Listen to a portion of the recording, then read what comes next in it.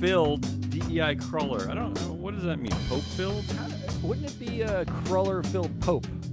It's a Business Pants Friday show here at April 25th Studios featuring analyst Matt Moscardi. Woo, he's back. Yeah. It's a bit of a lie because we're live streaming on Thursday and we're releasing the show on Friday. Don't tell anyone.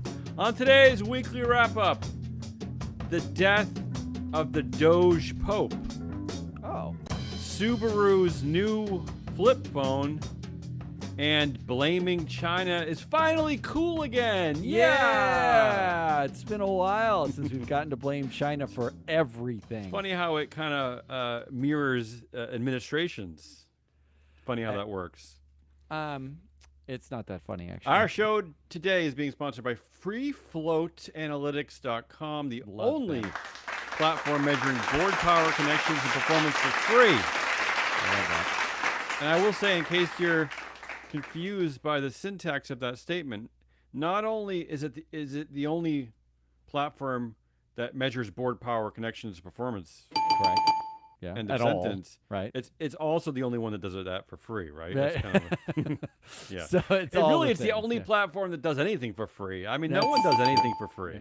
Yeah. And if they do, the data sucks. It's just like, it's kind of like dated and weird and Wait, are you patchy. saying that Free Float's data sucks? No, I'm saying Free Float Analytics data works. So now you got to say they're the only platform measuring board power and connections and performance for free and doesn't suck. Yeah, I mean, it doesn't have, like, if someone stepped down yesterday, you know, there's a bit of a lag. It has to wait for its bigger data vendors to give it, you know, information. But yeah. Yeah, it's just a little baby company. But you can make this baby company a big company by buying their stuff. That's what they're here for. That's why let's they're do it. advertising on this Come on. show.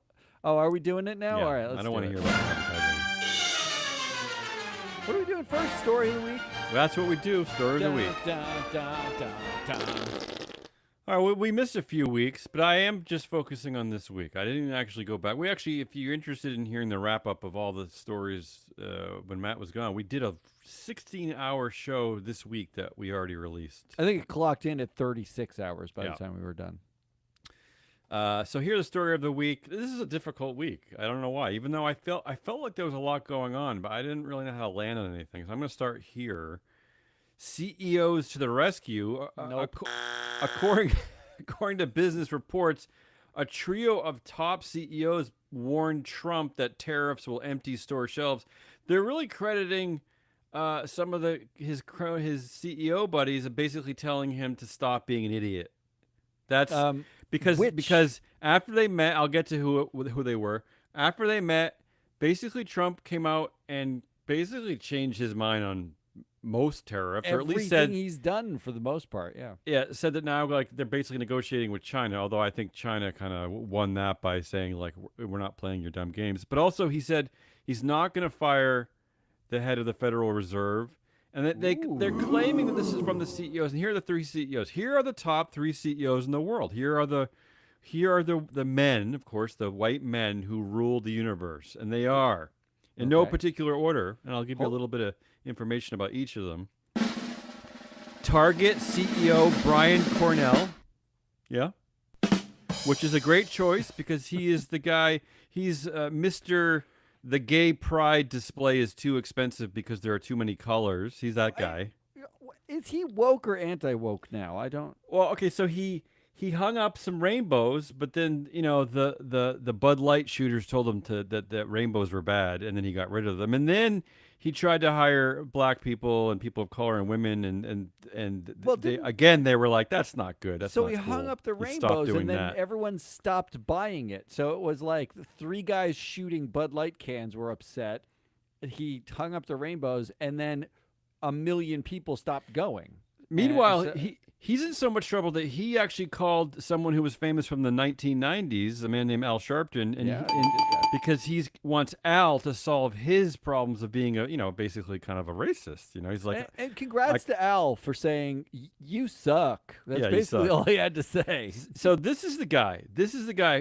That one of the trio who is suffering. I mean, his corporation is suffering. But I will add this: his CEO pay ratio maybe this is what Trump was looking at, is 719 to 1. Yeah, baby. So that's kind of cool, right? I mean, he makes as much as the median worker before I think he even parks his car in the garage in the in the first day of the No, year. come on. He has to work for 2 solid hours before he gets as much as the median. Second guy, Home Depot CEO Ted Decker, Oh. who Charlie Munger, God rest his soul, would probably hate because he actually got a BA in English. Did you know Oh that? no. Yeah.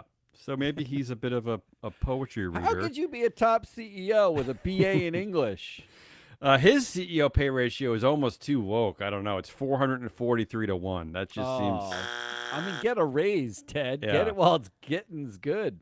But the real champion here in this list is, of course, the man who runs a family empire, and he is the wonderful, great CEO Doug McMillon of Finally. Walmart. There we go. Some real CEOs in here. And I respect Trump picking him because this is the guy who basically announced a few months ago that racism has been solved because back in 2020, 2021, he was basically saying that systemic racism is the one of the main issues in our culture today. In the world, yeah. But now he's saying, we figured it out. We're getting rid of our DEI. Program. And his CEO to pay ratio is a beautiful 976 to 1. Congratulations. Wow. Yeah. Congratulations for hating all of your workers, Doug He's still McMillon. munching on a bagel before when he gets paid the median. Yeah, but the real question is, why did they send Doug? Why not send someone from the Walton family? Wouldn't that have been like a more powerful? The Waltons are brilliant now because they still retain control of the company, but no one talks about the Walton family. No, except for us. Except for us, because like the influence numbers suggest that Doug McMillon, while one of the trio of top CEOs, quote unquote, only has 6% influence of his own company. And look, it's not to say that his voice is not important in the boardroom, but if Stuart Walton, he's 42-year-old Stuart Walton, heir to the throne of everything. If he threw a fit, I think Doug would be listening. Let's just say, right? You think? Yeah, I think. Yeah, I do. That's the top. That's one of the top stories. Second big story. You're gonna hate this one. Elon Musk says he's stepping back from Doge, supposedly. So, which of course, causes the Tesla stock to go one way or the other. Every day it's going like do we backwards have to or talk forwards. about this one? You want me to skip over it? I mean, the highlights are he's going to spend a couple days a week for the rest of the term, right? This is why. No. Yes, this is why I picked the story. This is a stupid. Any investor in Tesla is any governance expert who talks about Tesla. This is how idiotic the whole situation is. He's still, but even though he's stepping back from Doge, he's still planning to spend a day or two per week for the next 4 years, while he's already running 17 other companies. The whole thing is a joke. It's a joke. Also, we can just skip it because you can't trust the thing that guy That's says. true. He's never I knew you'd said say anything that too. he sticks to. I knew you'd say that too, but I was struggling to pick big stories. How about this? How about the third story of the week? A big, fat, nerdy ESG story. I love this one. Yeah. There's one of these every week. Yeah. Business Roundtable urges SEC to amend proxy voting process, but maybe not. I know what you're thinking. Business Roundtable is very pro-stakeholder capitalism, That's right? what I was That's thinking. what they announced in, was it 2019 they announced that? Yeah, they announced that it wasn't just a corporation to serve shareholders. It needs to serve stakeholders, and they told us which ones. And one of the champions of that at the time was, I think, who was the chair of the Business Roundtable was Doug McMillon, if I'm not mistaken. The chair then was Jamie Dimon. Okay, and Doug but McMillon immediately took over right after that. jumped and on those signed it. quotes. He was on Yeah. the board. He signed it. Like, so they're loving it. So here's a quote out of the Business Roundtable: "The current state of the proxy process is unsustainable." I don't know how they have information to prove that. They said companies are being forced to divert significant resources and attention toward responding to a flood of ideology-driven shareholder proposals. Resources that would be better spent driving long-term value creation, Matt. And again, this is kind of ironic, a fun quinky dink of a headline because ExxonMobil just announced last week, that for the first time in 25 years they have zero shareholder proposals, zero. So I don't know what Business Roundtable is paying attention to, but I'm pretty sure that the like total number of shareholder proposals dropped from it's dropping. 2023 to 2024. We know and I'm that. looking at all the big ones for our other show, Proxy Countdown, and they're continuing to go down. So we know that number is actually going down. So, and we also know that the SEC itself like estimated it was like $150,000 per proposal to actually deal with, right? Which is and basically like nothing. the most proposals any company really gets, let's say if we include the ones that get tossed and include the ones that get big negotiated data. out, Yeah, big let's data say gets- there's 20. Like, let's just say there's 20. So 20 proposals? I mean, including the ones that get tossed and the Oh, ones okay, that sure, get sure. negotiated away, right? Whatever. Let's say there's 20. Yeah, Let's you're say it estimating costs high. them Yeah. $3 million a year. $3 million. Doug McMillan made $27 million in his just summary compensation last year. Yeah. Just summary comp. Well- You don't think which significant resource are we talking about that's getting diverted? Here's the other headline that Business Roundtable, this is also from this week, that somehow they didn't include this in their press release. Median What? U.S. CEO pay hits record $17 million.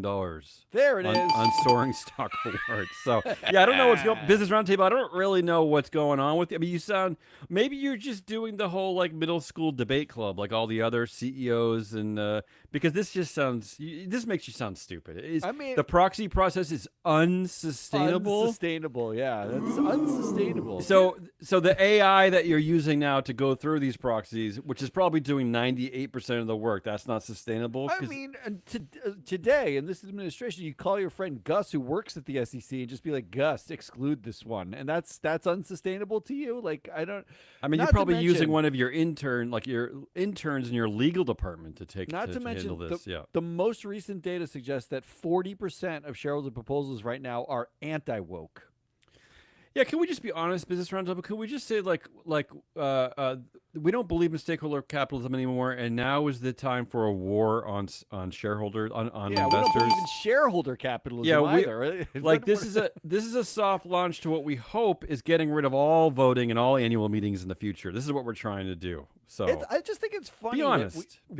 We went from like the one extreme, which is pretending to care about stakeholders, to the other extreme, which is pretending that shareholders should even exist. Right? Yeah. Like it's their presence is creates an unsustainable. Yeah, that's correct. Yeah, that's correct. Yeah, I like that.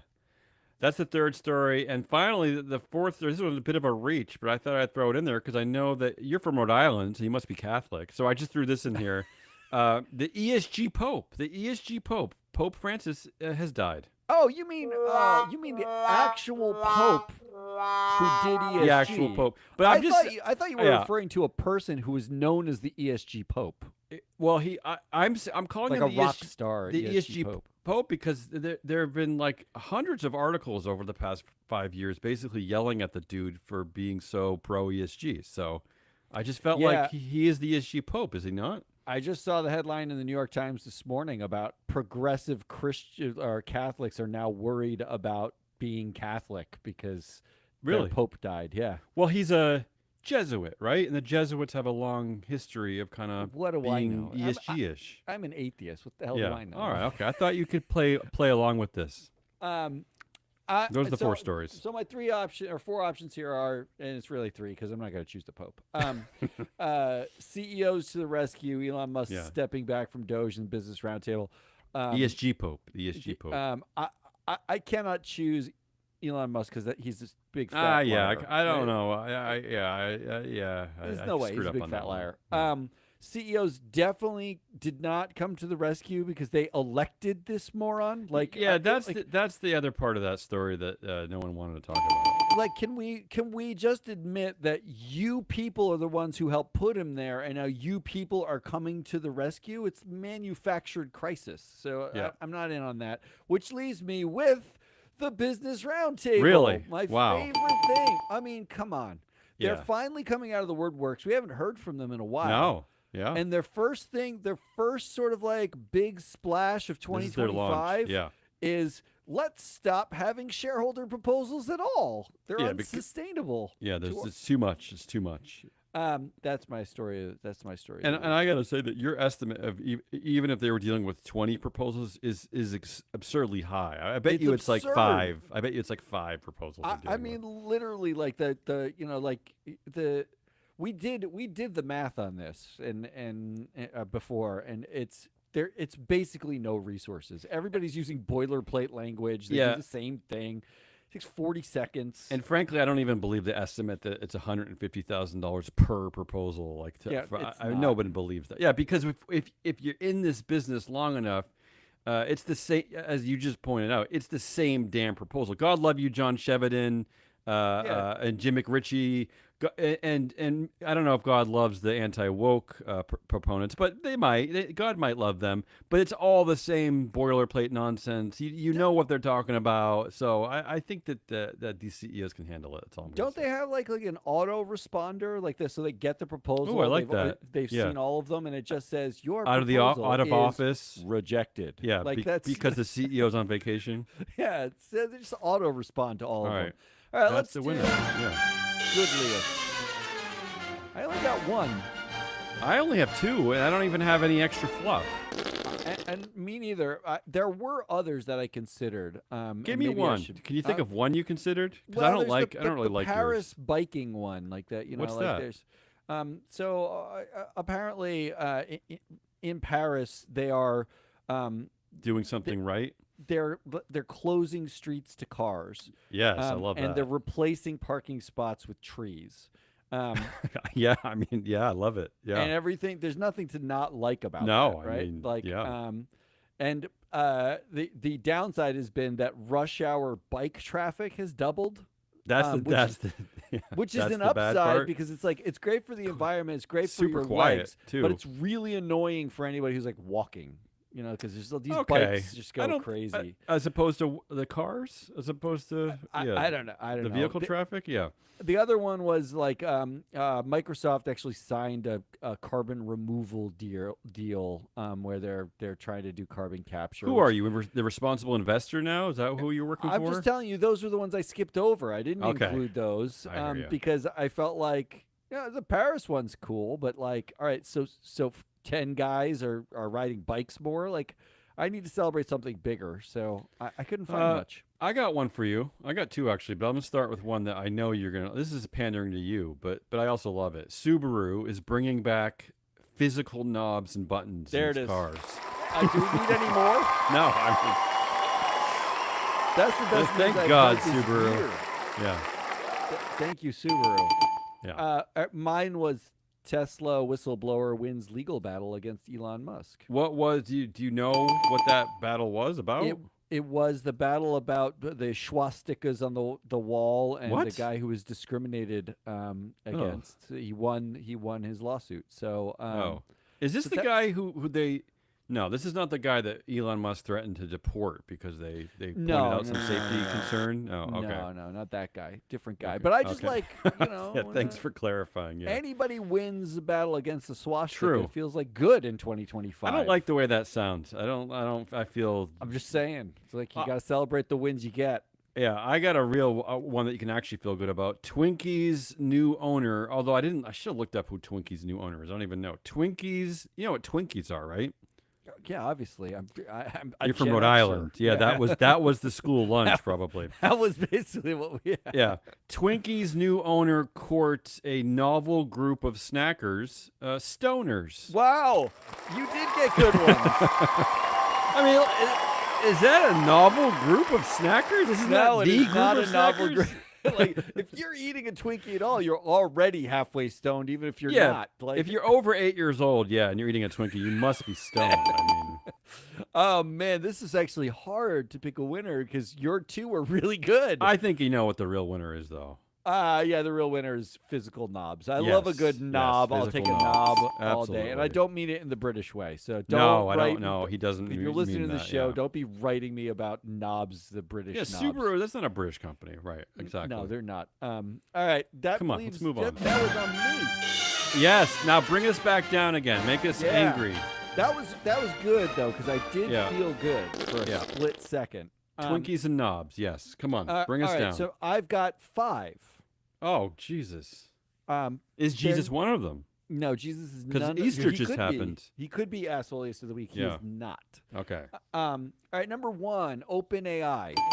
Oh, that's an easy pick. Yeah. Do we need to go and do I need to say more? I can No. say more. Did I already cover? We covered on the show this week, right? That the horrible change in their willingness to risk critical risk models. Like Yeah.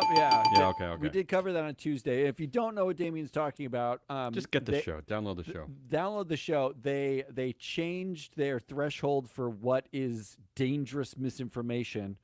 They had levels like low risk, medium risk, high risk, and then they had critical risk. And they decided that in some circumstances, they're happy to release a model that has critical risk of misinformation and horrible effects if someone else has already released a similar model. That was what they said. And yesterday, they were only allowed to. Their own rules would prevent them from releasing anything above a medium risk. But now, now they're skipping over, Matt. As you point out, they're skipping over high risk is okay and critical risk, both okay. Just go all the way. All the way. Here's the funny part. Yeah. I actually used ChatGPT. I took Damien's headlines for the week. Oh, good. I don't have to be here. Yeah. I put all the content from the headlines into ChatGPT. Sure. And I asked ChatGPT. What does that mean? Is that like a toaster? Like, what are you talking about? You put it into ChatGPT. I mean, you like copy paste some stuff. You just drop a file in there. You copy. And I said, "Isn't life amazing?" Give me a top 5 list of assholes for the week based on the content in here. I wanted ChatGPT's number 1 option for asshole was OpenAI. I'm not kidding. Does ChatGPT? You should have asked. Does ChatGPT know that OpenAI is the company that releases ChatGPT that owns it? But I'll read to you what ChatGPT said about itself. Go ahead. In fact, this is verbatim. This is literally what ChatGPT wrote. I didn't write any of this. This is what it said. It said the headline that they chose to highlight as the asshole was OpenAI's "Safety is Optional" strategy. Is the name of their That's asshole. terrible. Yeah, that's frightening. And then it's 5 bullet points. Launched GPT 4.1, which is the one I was talking to, GPT 4.1, with 0 safety report, claiming it's not frontier. That's I don't know what that means, reason. but yeah, okay.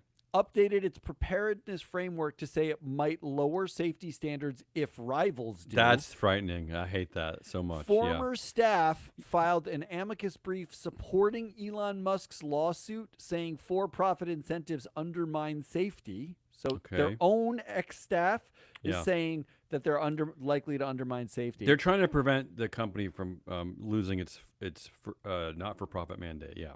They stopped safety testing of fine-tuned models unless released openly. And then this is ChatGPT's like editorializing. This is text version of if the other kids jumped off a bridge. ... Yeah, I was thinking it more like Mary Barra at GM gets rid of like safety glass and seatbelts, and so you're like, okay, well we should get rid of that's right. Like seatbelts, right? Like, who needs them? If Mary Barra says it's fine to have no seatbelts, why do we have seatbelts? That's basically what's right. We don't need floorboards. We don't need windows. Well, I mean, Fred Flintstone didn't have floors at all. Right, exactly. That's what I was ran with thinking. his Yes, feet. Yeah, right, exactly. So we don't. What do we need that for? Yeah. So on top of that, the other OpenAI headline was OpenAI considering its own social network to compete with Elon Musk's X. Wait, so ChatGPT considered that an asshole move that OpenAI was going to open up? No, I added that. You one. added that. I okay. added that one. Yeah, I don't like that either. Yeah, we don't need more social media networks. We don't need more, Sam. Like Sam Altman is another college dropout. Tech bro. I forget that. He dropped out of Stanford. He never got a bachelor's degree. Now, right. Look, getting a bachelor's degree is not the most important thing in the world. I'm just saying, why do all of the people who are like middle school, debatable, wispy stash middle school manflakes who are running the world into the ground, humanity into the ground, why did they all drop out of college? Every single one of them. Probably because of the required ethics course. Yes, I believe that's true. Yeah. So do you remember when OpenAI had a board? Remember that moment when they had a board Yeah, that nobody liked? The moment that we celebrated for months, and the rest of the world was Yeah. that was angry at them, and then they realized like a month after that we were right all along. That's correct. Yeah. And then everybody said we were right. All They're right, like, whoops. Yeah, go ahead. Number 2. So this is the number 2 asshole. The first asshole two was asshole. OpenAI. Just okay. OpenAI. Okay. Number 2 asshole, blaming China. I love this. It's just 3 headlines, and you don't really need to say much more. Elon Musk worries Chinese companies will fill out the world's top 10 robot makers, but claims Tesla is and will stay number 1. So are we afraid? Are we not afraid? What does that mean? I have the same feeling I had about the Business Roundtable not being able to support this idea that proxy voting is going to become unsustainable. Where's the proof that China is going to take over the world and kill us all with their robots? Yeah.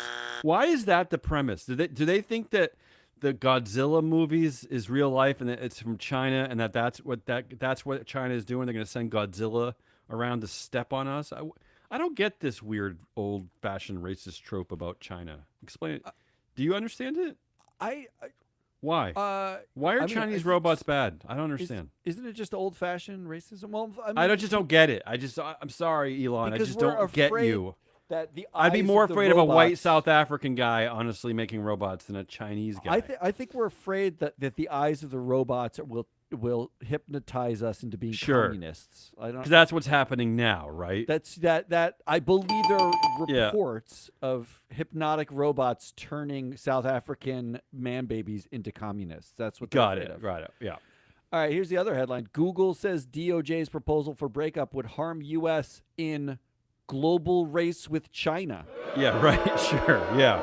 So by handicapping a big tech company over there in California, it's definitely gonna harm all of us because of China, right? I understand. That makes sense. That's right. Because no one else. You read that right. Because Google, no one else is going to step up to build a crappy browser or figure out how to put ads on things, or I don't even know what you do anymore. Nobody. It's not possible for someone else to do that. No. And then the last one was trade war woes. Boeing stock sinks after China reportedly blocks plane deliveries. Well, I like that one. Yeah. Well, but the funny part about that one is it does feel blamey, like China blocks our plane deliveries and it's killing our company. Are they not supposed to fight back, or what are they supposed to do? Did they not? Did whoever wrote the article? Did they not read the first part, which was Boeing sucks at making planes? Yeah, that's part of it. Yeah. I mean, like, are they? They're blocking them. They could be blocking them just to screw with Trump, but more likely, their planes suck. Like, well, are they not? But are they not supposed to create their own leverage against Trump? Or are they just supposed to like sit around and not do anything? They're supposed to take it. I believe didn't Zuckerberg just was on trial for his antitrust trial. He appeared and in his comments they were talking about he's been talking about China for years. So it brought me back to those blame China days and TikTok China days. There also was, I think, embedded in one of the articles about OpenAI basically getting rid of its safety framework was also blaming China because they were worried that if competitors were putting out models that could also disrupt the kind of global order. So they too blame China there. Let's summarize all of it for anyone who's listening. And it's billionaire man babies who act like China are afraid of China. That's really all that's happening, isn't it? Like these are dual class dictators. Yeah. Guys, if you can't handle it, maybe you just step down, sell your shares, go live a nice, happy life on a yacht somewhere. Let other companies give it a shot, right? I mean, if you can't handle it, you can't handle the competition. Just get out of China's like scaring you. Just give up. We don't need you anymore. We're done. Quit. Maybe go. Maybe go back to college, get your degree. No, shut up. Right? Read some Jane Eyre. Yeah, right. That's so woke. All right, number 3. Go ahead. So we got OpenAI and blaming China. Number 3, wispy stash middle school manflakes who are going to make you like them whether or not you want to. I don't understand that. But go ahead. All right, well, look, there were like 10 headlines this week, and while I was gone, about these fucking manflakes who are just demanding that you like them. It's Like, middle school. It's how it kind of the social order worked in middle school. here's a good one, right? Mhm. Elon Musk reportedly sends DMs on Twitter offering women the chance to have his babies. That sounds terrible. He's just sending messages to people being like, "Have my babies, please." Like, why Yeah. would you not? You know, I actually believe that headline to be real. Well, he also there were headlines this week about how he killed the followers and the views of far right, like super conservative influencers who didn't agree with him, who called Right. him out. And Well, it's like, Matt, it's his company. yeah, but we're gonna like he already forced himself on everybody's feeds. Like, His he's company. the most viewed guy, not because he's interesting. It's or his company. because it's his company. It's his like company. literally Free speech, Matt. It's like, free speech. It's give his me company. attention. Stop. Yeah. Just get me the attention. Here's another one. Tesla really wants the Cybertruck to be a working man's truck. Have you ever seen a Cybertruck, Matt? Yes, I have. Yeah, there's no chance. There's no no chance. chance. None. Elon, have you ever met a working man? Yeah, or have you ever stepped on anything that's not pavement? I mean, There's- yeah, I mean, seriously, it's like, those trucks are built like that for a reason. I mean, they have can a you function. imagine like a rancher in Idaho with a Cybertruck? Yeah. It was No, the I actually, stupidest thing. I cannot. It's no. so stupid. No. This is the same time that Elon. Here's a headline: Elon, quote, rattled as he's brutally trolled in gaming live stream from private jet. Yeah, that was a big story while you were away. So I guess what happened was that he was playing a stupid game on his private jet, and they were all making fun of him because he sucks. And then he just started. He blamed Starlink of all things, a company Yeah, he his own owns company, yeah. that had crappy service, and he had to leave the game. That's so. He's He's done cell this phone. before. It's a cell phone. Yeah. He went online and he tried to play this game at like Path of Exile, and he claimed that he was like one of the best players in the world. He Which made is that weird. claim. It's a weird claim. And you know what? And if it was true, I wouldn't even admit it because you have investors worried all over the globe that you don't spend enough time at your companies. And here you are admitting that you spend 100 hours a day getting good at games. So the estimates to get as good as his character was literally it would take you 40 hours a day or something. course, like it was of course. more hours than there are in the day. So Yeah. everyone who plays the game speculated that he was just cheating. He just hired somebody to play, and then when he tried to play live for the first time and show everyone his character was ridiculously good in the game, like course. like the best ever, and he The didn't best know what ever. he didn't know what the buttons did. Like he Yeah, was literally wow. trying to figure out how to move. Like, And that's the play part. the game. That's the part I actually believe of this story Yes, because correct. I tried to play Madden football for the first time in 20 years the other day.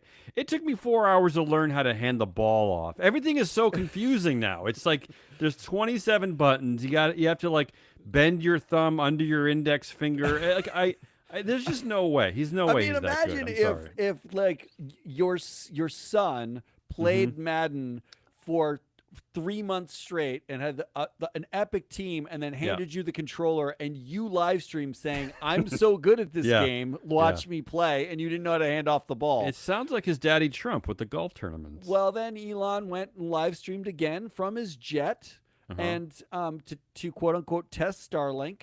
And all people did in the chat, because these games are live streamed, there's live chat. They Mm-hmm. just spammed the chat saying, "You're a loser. How do you live with yourself? Yeah. I can feel your sadness." Yeah. So much of they did it so much. No one could have it. He tried to respond a couple times. It didn't work. They did it so much that he abruptly turned the game off, said Starlink's not working, and then signed off. Well, like a big petulant baby. I'm pretty old, so there's probably like 3 people who are going to understand this reference. But this reminds me when I was a kid, we had a gaming system called Atari, and then when kids would be getting beaten pretty bad, they would like kind of lean over and hit the reset button. Like they would like, you know what I mean? Like they would just start the game over because they were No. childish. This is the equivalent of when I was like 12 and I was playing Nintendo. Mm-hmm. And I would lose, and I would throw the controller at the wall. That's Matt, what sadly, but here's the sad thing about this whole story. is The that whole story is the sad is thing that about the story. he has investors screaming at him. He has Americans screaming at him. He's shutting down school lunch he's shutting down everything. He's firing everybody. That doesn't have any effect on him. But if a bunch of other like childish gamers start yelling at, that's the thing that he threw a responds fit. to. He threw a real fit. Yeah. There was another headline that said his cuts are creating starvation in Sudan. Like he's All right. literally starving kids. And this headline sums it up. Huge number of people who used to like Elon Musk now detest him. Polling shows. Of course, yeah. I mean, but there's just so many stories about these like people demanding to be like Meta co-sponsored White House Easter egg roll Really? in the middle of their antitrust trial, right? yeah. Like Well, let's not forget what else Mark Zuckerberg has done. He first he appointed Trump buddy Dana White, right? UFC he guy. did that a couple months ago. Yeah, And now I think a week Dina or two ago. Powell McCormick. Yes, right? exactly. Another person from the Trump administration. I mean, Mark knows what he's doing, right? He knows it's like you just have to kiss up. You just have to kiss up. Just please, Mr. Trump, would Yes. you like me now? Invite me. Yeah. And then Trump himself just spent yesterday. He lashed out at a British hedge fund, Yeah. for shorting Truth Social. They basically took a position saying Which Truth is legal, Social, right? which is totally legal, totally able to do. And Trump Media, the company, Yeah. asked the SEC to investigate the hedge Well, fund for the short, right? Matt, there's good news because I've been covering all the SEC investigations, and they have basically canceled every investigation Yeah, you since fired them Trump took all. over. Yeah. So no, but they have a completely empty docket, so they actually have time to investigate this one. No, but Yeah. there's no investigators. That's I think true. They fired all That's the true. investigators. Well, can't So- like one of Elon Musk's like 12-year-old interns do it? Yeah, Doja, big balls, maybe. Sure. So these middle school men who are gonna make you like them is number 3. I don't like that one. Can we move on? I don't like that. I don't like. Yeah, number 4. Jokes on you, Luigi. Luigi? United Health is the asshole. Of Oh, the guy. I thought you meant the Nintendo character. So No, the guy who Luigi murdered Mangione, the guy. the United Health Group killer. Yeah. Here's the headline: United Health stock craters as CEO calls disappointing results unusual and unacceptable. Unusual. Yeah. Okay. Followed by this headline: United Health CEO's pay jumps 12%. Okay. There you go. Of course. I mean, like, come on. And not to mention the fact that they spent $1.7 million on executive security. That's it. I mean, it shows you the ego of Mark Zuckerberg. They routinely spend over $20 million for Mark he's doing security. it wrong. At He's United totally Health, doing it. somebody was literally murdered. An executive was literally murdered in Manhattan, and yet still Mark is spending more. But United Health is so tone deaf that they gave the CEO in the year another executive was killed for Matt. them being absolute shitheads. Matt, you're cute. Like, Yeah. 12% Unfortunately, raise in the middle of the most disappointing results. The stock dropped 22% in one day after the results. unfortunately, 22% drop. it's only companies like ours that are paying attention to this stuff. So yeah. And then finally, how about rewriting history? Okay, that could be good.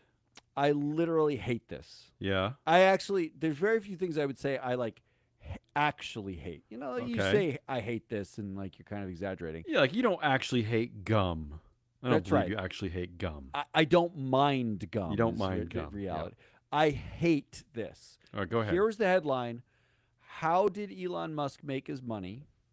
Okay. Okay, what's that? An innocuous headline. It's from out Yahoo of Finance. Yahoo. Okay, go ahead. Here's a quote from the story. Many people would have simply taken this larger than life fortune that he was part of PayPal, sold it, he got, $180 million as a result of the sale. Many people would have simply taken this larger than life fortune and retired, but not Musk. Instead, he invested $100 million to start SpaceX, $70 million to found Tesla, and $10 That didn't million happen. in Solar City. Yeah. He did not found Tesla. No. Tesla was founded by Martin Eberhard and Mark Tarpenning. Yeah. Okay, they built the first Tesla, the Roadster. Uh-huh. They got funded. One of the funders was Elon Musk. Okay.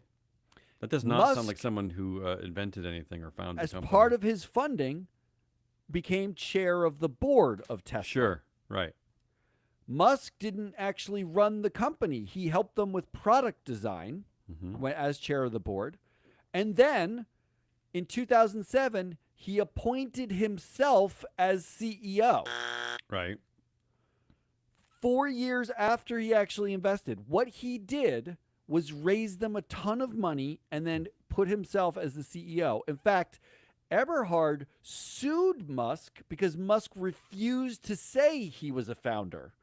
Like a big fucking diaper baby. Yes. And they actually had to settle, and the settlement said you have to call Martin Eberhard one of the founders. That's petty and childish. Yeah. Isn't it like, but that is the future of Tesla, right? Like that's the whole thing. A petty, childish man who was like basically saying like, I'm now the founder. Yeah.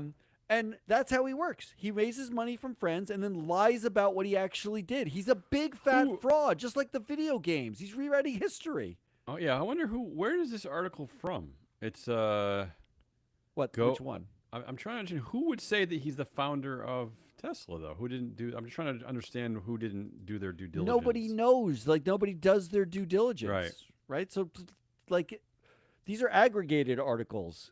So I hate that. I literally hate it. I hate that nobody looked up. Is he actually the founder of Tesla? We're just taking it as rote. Yeah. And by the way, it's not unusual that that you have executives who they don't usually just take the money and retire. Usually that's what they reinvest it into other things. That's usually what they do. That's not unusual. I don't even know what they're talking about. I hate it. It makes me. I want to throw so that one unhappy. out too. I don't want to talk about Elon Musk. All right, anymore. so Can I vote? OpenAI blaming China, man flakes who make you like them, United Health, and rewriting history. Oh, I'll just go with my instinct. I don't want to belabor this. It always gets me. The blaming China thing always rankles me. I gotta pick that one. Oh, you're gonna go. That's interesting. Well, tell me where I messed up. Which one got you? Well, you don't like the rewriting history. That's the one that really. Got you. Hate the rewriting. But history. that's been going on forever with Elon so Musk. I get that you couldn't make it. This week it would be OpenAI. That would be the correct answer. Because I guess this is the week they dropped some of the shittiest was it things this they week? Could drop. Yeah, you might be right actually. And also, they're threatening to buy Chrome from Google, which I don't like. Oh my God, what a horrible idea! I'll change my vote and say OpenAI. Let's move on. Come on. All right, let's move on. Let's do headlines, winners, predictions. We're almost out of here. Yeah, we're almost out of here. Thank God. Nobody wants to hear us anymore. Headline, I have two of them. I'll go first. First of all, here's some good news, and I don't even know if I mean that sarcastically or not. The headline is Mark Zuckerberg's wife, Priscilla Chan, her tuition-free school that championed DEI is closing after 10 years.